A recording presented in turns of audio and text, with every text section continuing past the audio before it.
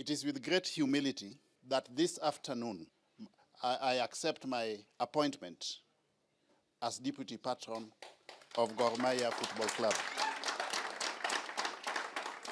I must thank the club leadership, the management, the players, the fans, and the entire Mahia fraternity for bestowing upon me this privilege of serving this club, which I've associated with since my childhood days, in the position of Deputy Patron. In the same vein, let me acknowledge with gratitude the role that has so far been played by the patron of this club, Honorable Raila Amolo Odinga, over the years, in supporting the club materially and otherwise, depending on unfolding events from time to time. All of us as a Mahia fraternity, we owe him a great debt of gratitude for that.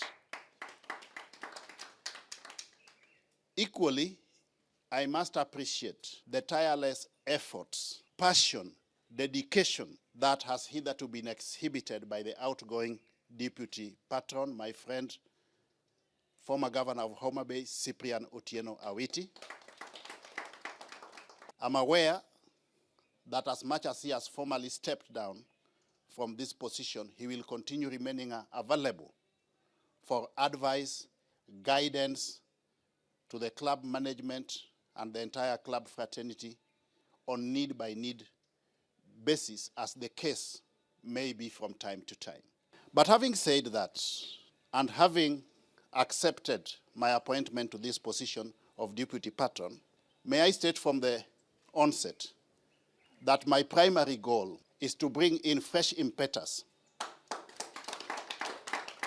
with a view to re-engineering, rejuvenating and revitalizing the operations of Mahia Football Club so that we can position it as the biggest and most successful football club in Africa. That is my vision. And working together with the patron, the club management, and the entire Mahia fraternity, my primary objective, first of all, primarily, is to ensure that within the shortest time possible, we facilitate the construction of a stadium for Mahia Football Club.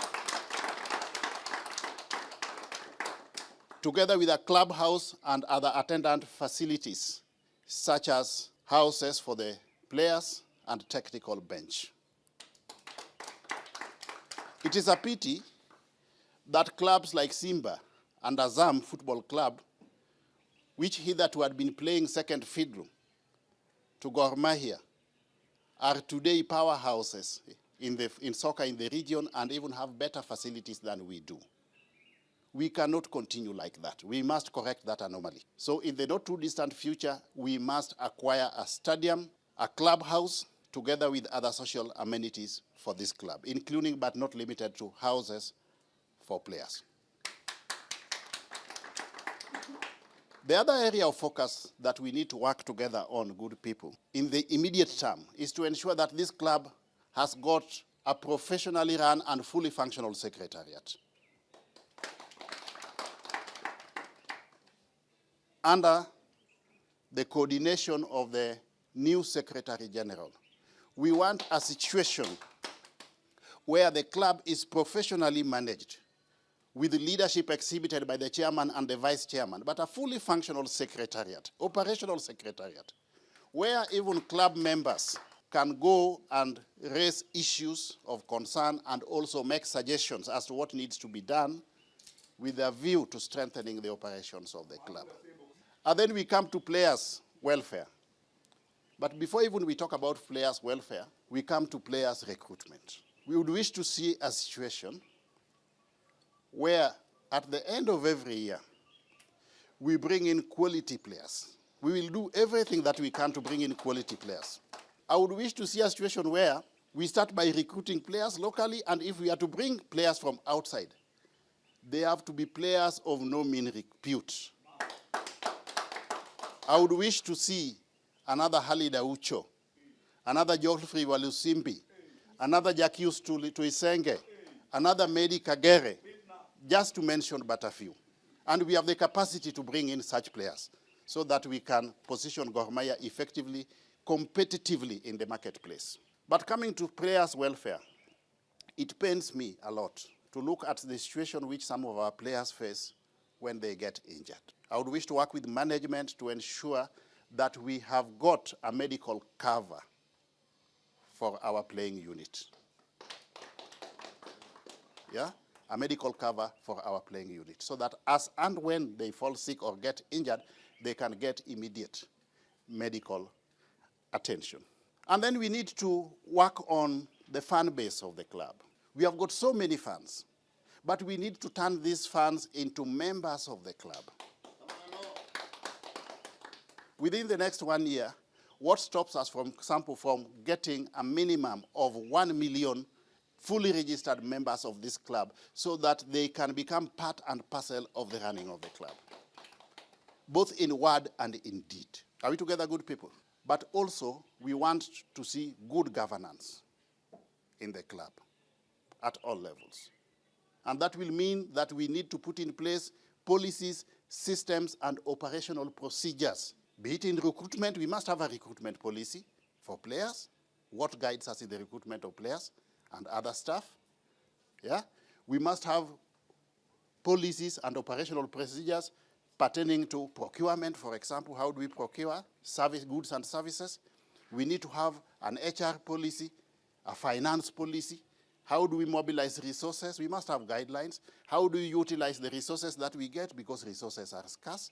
But all these good people cannot be undertaken in an intermittent, ad hoc, and haphazard manner. We must have a long-term plan, a roadmap that will guide this club moving forward. So I look forward in the shortest time possible to have a proper, sound, elaborate, strategic plan for the club that will guide our operations moving forward, so that we have got a clear roadmap, looking back at where we have come from, where we are at this point in time, and where we want to see the club in the future. If we work together from all facets of the club, bringing on board all stakeholders, their invaluable contribution, we can easily position Gor Mahia as the biggest and most successful club in Africa. And we have got the wherewithal, we have got the capacity, we have got the brains, we have got the players. Lakini Masa, we don't have the luxury of time. So we must put our hands on the deck, roll up our sleeves, and embark on this journey. Within the next few months, we should have acquired land to build the stadium. We'll work with the management, go to the market and look for land. Okay? And we will buy the land. Subsequent to that, we'll bring in on board consultants to do the design, get a contractor, and we start building a stadium, our own stadium as a club. And that will also be a revenue stream, yeah? And also saving in equal measure, because we will be able to have our own training ground. We will be able to host our home matches there. With our fan base, we should be able to get adequate resources through the effective utilization of our stadium once we get to that. To all our stakeholders, I want to assure you that all that we have said is possible to be done. And the message that I leave you with is, watch this space.